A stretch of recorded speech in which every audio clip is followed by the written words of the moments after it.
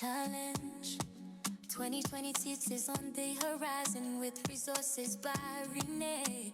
This is the year we slow down, lean in, and let God speak through their renewal and wisdom. Psalm 51 is our surrender.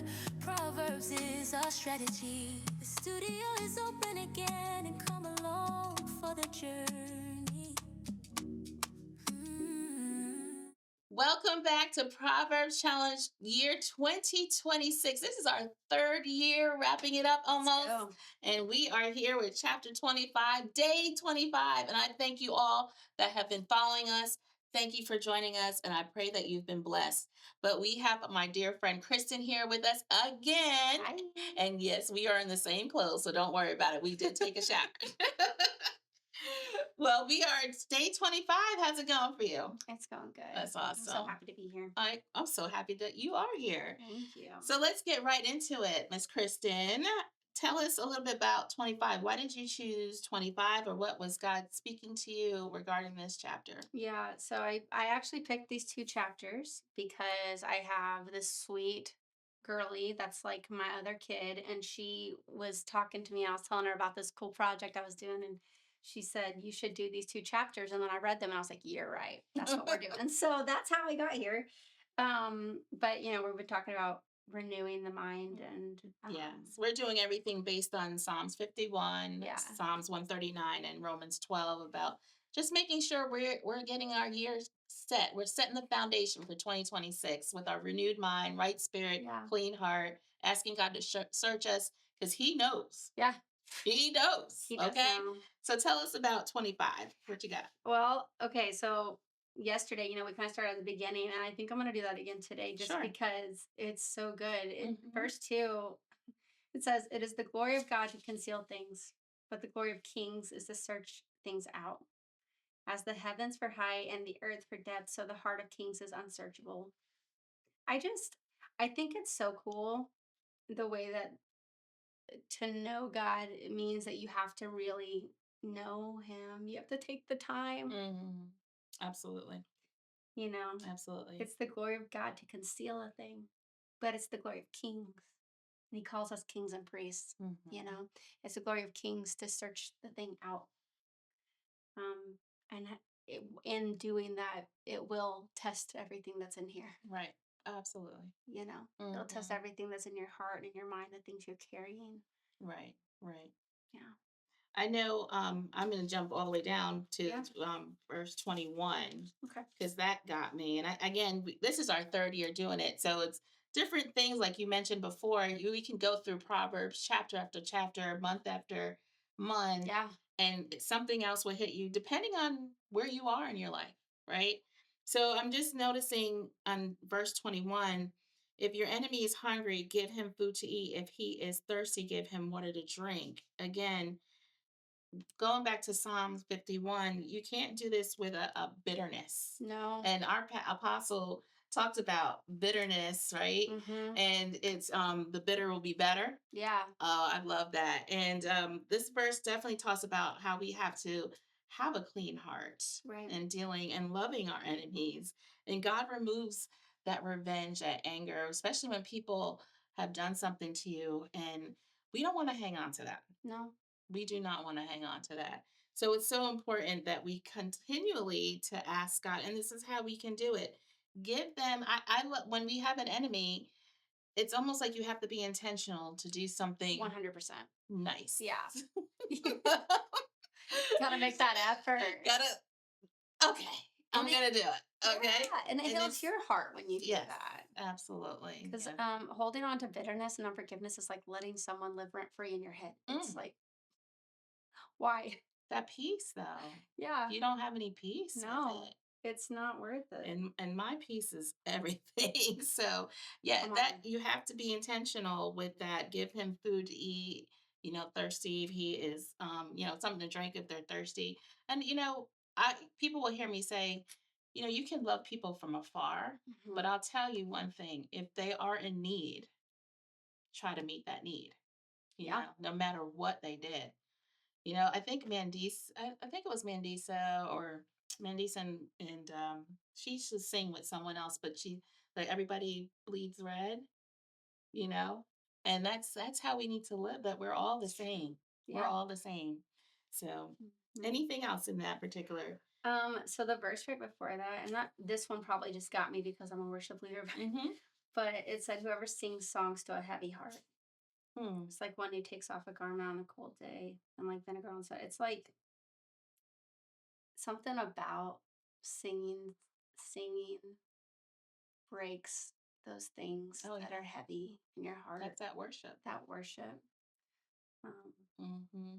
and that in turn, I think also, again, will renew your spirit. Pulling yourself into a moment of worship when you're heavy. My gosh. Like, and sometimes you have to force that praise out. It's not like it's always Sacrificial. easy. Yeah. But that sacrificial praise, that's where everything shifts. Yes, it does. Yes, it does. I'll I'm tell you. yeah. We actually, before we came on, I had to put on some praise because a lot was going on before I got on. So I was like, "Ooh, let's Yeah. get some," because it's a weapon. Oh yeah, absolutely. It's a weapon. It will just break everything. Yeah. And I'll tell you, when you put that praise on, that sacrificial praise, come on, Yeah. come on. Yeah, yeah. I'll tell you one thing also I have in my notes here is that verse 28, I should say, the self-control. Now we just did glow group together. Come on. So I noticed that too. Actually, I'm glad you brought that verse back up because it was definitely something I was thinking the about. self-control is like a city with broken down walls. Yeah. So there's so many things to say about that self-control because we just did that in our glow group together. And we actually made a pact that we were going to hold each other We accountable sure did. to certain things that we did not have self-control in. And I'll tell you how powerful that is to have that network, that, sisterhood, brotherhood, finding someone to hold yourself accountable to when you know that there's some things you need to have some self-control in. Oh yeah. You And know? being willing to be vulnerable. Absolutely. Because I think we trap ourselves in our sin or in our weaknesses or whatever because we're just unwilling to like let somebody else Right. because of the embarrassment or whatever it is Right. that we're walking through. But again, in a group of counselors, Yes. That goes back to the wisdom. 24. It does, Yes. yeah. Yeah. It just brings it all together. Psalms 139 tells, search me. God knows. Oh yeah, he Okay. does. He knows the areas that you don't have self-control in.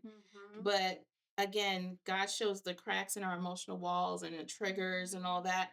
And we're asking God to search us, but we got to make sure that we are a person with self-control. Find ways to practice that. I always tell people it's not something that's going to happen, though, especially if you haven't been practicing it. No.